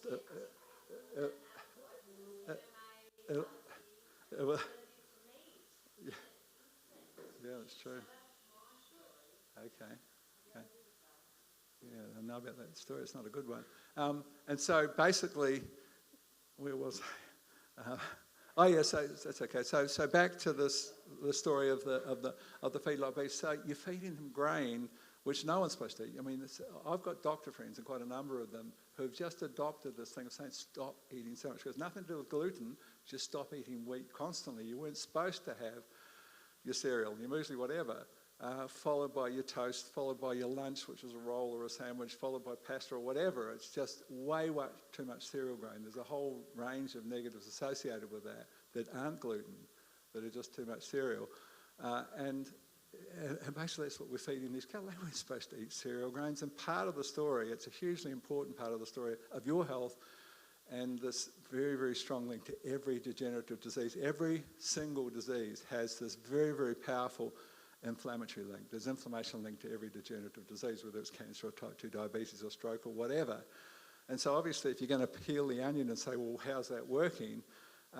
Basically you say, okay, what causes inflammation? Well, there's two or three things, but the biggest and most powerful by far is something called the omega-6 to omega-3 ratio. Now, that should be 2 parts omega-6 to 1 part omega-3 in your body. Guess what the ratio is average in Australia?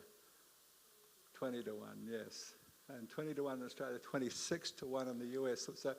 So here's how it works. Basically, omega-6 are the building blocks of these little things called thromboxanes and prostaglandins that trigger. It's a two-stage process. It's called the inflammatory cascade. You cut yourself, it gets a little bit sore, a little bit pussy, and that's driven by the first stage, the inflammatory stage of a two-stage process, and that's built from omega-6. The thromboxanes, the little prostaglandins, that build that first response are made from omega-6. And then hopefully the secondary stage kicks in, the anti-inflammatory stage, and there's other little protein messages that are built from omega-3.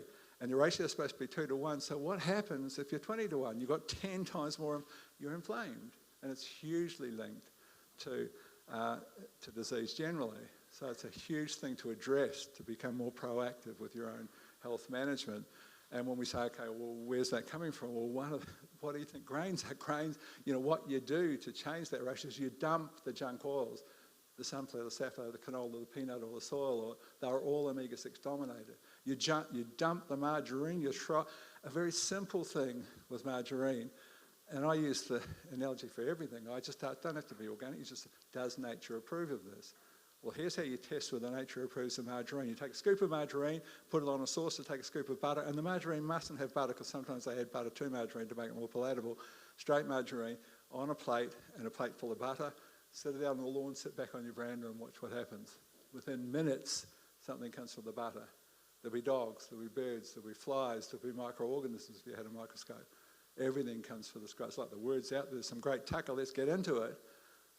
And then nothing. Day one, the butter's gone in 15 minutes. You try it, it's just gone. Something comes and eats it within 15 minutes. An hour later, a day later, a week later, a month later, a year later, the margarine's still sitting on the plate. Nothing on the planet will eat it except the idiots who made that stuff. So you do need to recognise it's one thing that needs to go from your diet. We now find that arterial plaque is 75% these junk oils that are trans fats and that have been partially hydrogenated, and margarine is just the ultimate piece of garbage that was ever invented. Yes, so the story on cholesterol, and I'll just explain it so you understand the story, where there's smoke, there's fire. So the story on cholesterol is not a poison. Cholesterol is a hugely important nutrient. Cholesterol is the building block. If you look at the hormone cascade, the top of the hormone cascade is cholesterol, and from that dangle some fairly important things, one of them being testosterone. Testosterone is not just about making you horny. The symptom of testosterone deficiency, because testosterone declines from about 47 onwards, the symptoms, you hop out of the shower and you look in the mirror, you're not parading in front of the mirror, you just happen to take a glance, and you say, what's this saggy thing's happening under my arm? That's a loss of muscle integrity, invariably, relative to a loss of testosterone. Now, have a little think about one muscle that if it's looking bad on the outside, it's not looking too good on the inside in terms of muscle integrity, and that's a fairly important muscle because it goes boomf, boomf, boomf. Testosterone's hugely important for heart health. And then you take a medication, the world's largest selling drug, $23.2 billion of cholesterol-lowering medication for your heart, and you shut down testosterone. Everyone knows a year into it, you've got no libido, whether you're male or female. Your libido's gone because testosterone drives libido. But more importantly, you're now impacting your heart seriously through a lack of the building block for testosterone. So it's just a stupid thing. But on that note, we'll have a little break and come back in 15 minutes.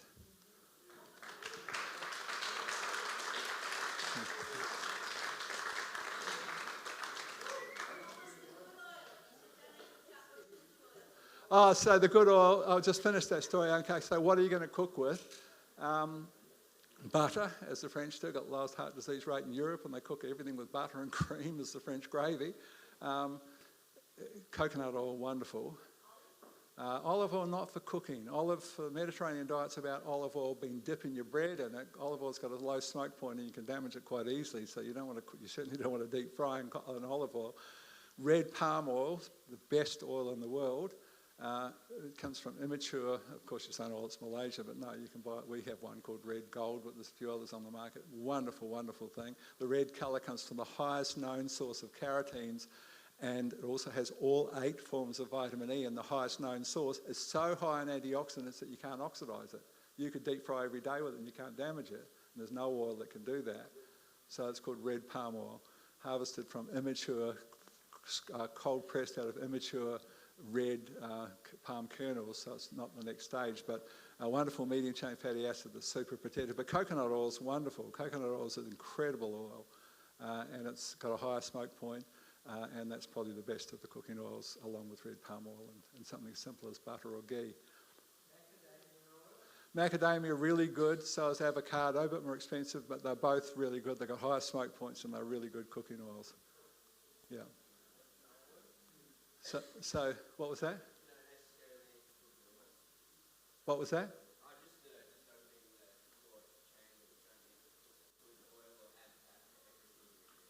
No, it's true. I mean, I use an air fryer for most things I cook, so you don't need oil at all. Okay, so...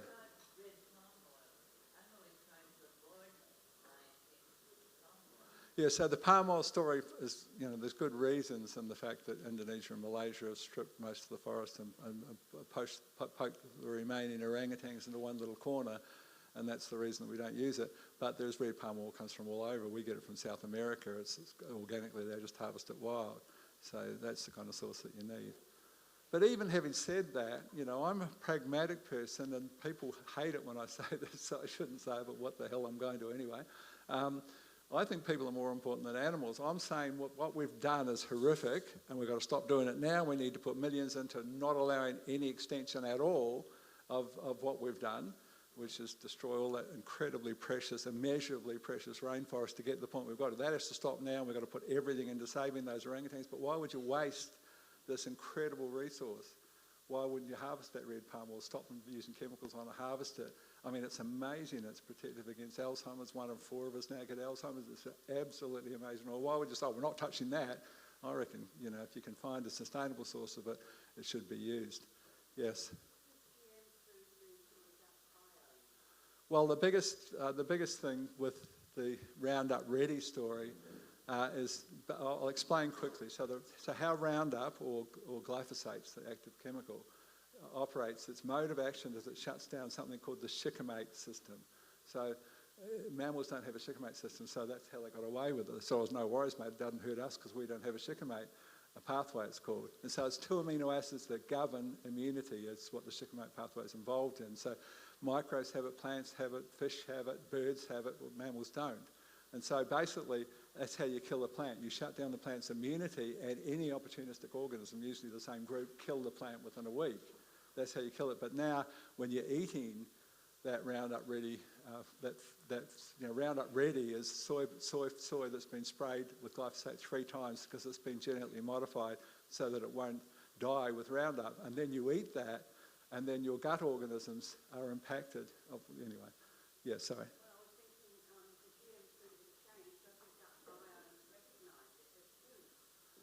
Yeah, well, it is quite different genetically, but in this case, it's more about what it does when it shuts down the shikimate pathway. The glyphosate comes into the food, shuts down the shikimate pathway of the organisms your immune system's learning from, and then you've compromised your own immunity. That's the biggest mode of action and problem with that. Okay, so we'll come back in 10, 15 minutes, and we'll have our second half.